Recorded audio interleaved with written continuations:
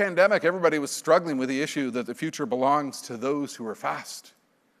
And now we find ourselves, with this world in which what we saw happen was 10 years of change was compressed into about 6 months. Think about the world of retail. The world of retail knew e-commerce was coming. I wrote a book in 1999 called Selling Online, how to sell goods on the internet. And everybody's like, whoa, that's never going to happen. People are never going to buy things through the internet. Think about what the world of retail had to do to adapt. Think about what the world of healthcare had to do to adapt with telemedicine. Think about how everybody suddenly had to take trends that they thought they had 10 years to deal with and to ingest those trends. And all of a sudden, we had to do it literally overnight. We're in a world in which all of these major trends accelerated. The future suddenly became faster than ever before. And I truly think what happened here, and it happened with Siemens Energy, is organizations learned something new about speed. I want you to go back to those early months of March and April 2020 and think about how quickly you had to act to form virtual teams, to cut through hierarchy, to develop new capabilities, to accelerate your skills, to forge new relationships with customers, to do things in new and different ways. Organizations learn something new about collaboration. They learn something new about speed. They learned something new about agility and flexibility. They learned how to operate at speed. And here's the thing, we're never going back. Everybody's fast now. Everybody has changed in terms of their capabilities. Business models shifted faster as a result. E-commerce now owns the future. Amazon Prime owns the future of retail. Every single retailer has to operate at the same degree of customer service excellence in interaction as Amazon, or you're not in the game. What has happened here is we had all these disruptive business models, which were underway, and then all of a sudden, they just took hold.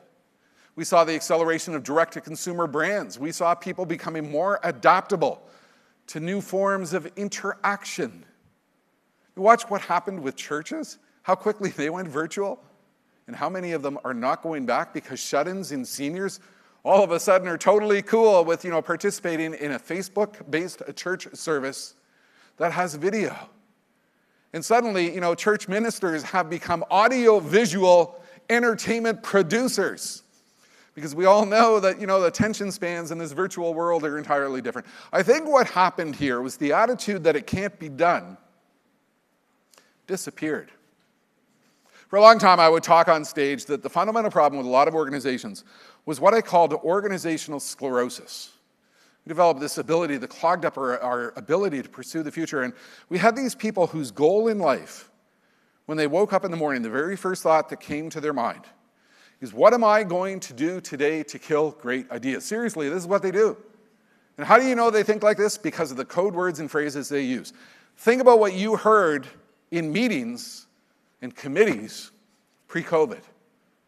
Well, you can't do that because we've always done it this way. It won't work. It's a dumb idea. The boss won't go for it. It's too risky. It's doomed to fail. I'm not comfortable with pursuing that idea. It's a dumb idea. These are the innovation killers that shut down our ability to pursue the future. And a lot of that thinking disappeared because decision-making paralysis disappeared, because we simply had to get it done. I think what we did from an organizational perspective was slow structure was put under a microscope. We learned something new about speed. Old barriers to new ideas disappeared. Not a lot of people around these days who are saying you can't do that because we've always done it this way.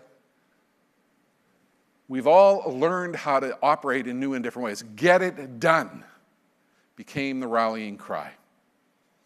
For years, I would talk on stage about what I called the acceleration gap, and that was the gap between the speed of change, the speed of trends, and the ability of organizations to deal with that speed of change, the speed of those trends.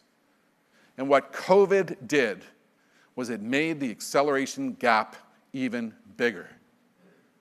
But what's happening with organizations now is, how do we keep the momentum that we learned through COVID? How do we apply that as we go forward into this new, uncertain future?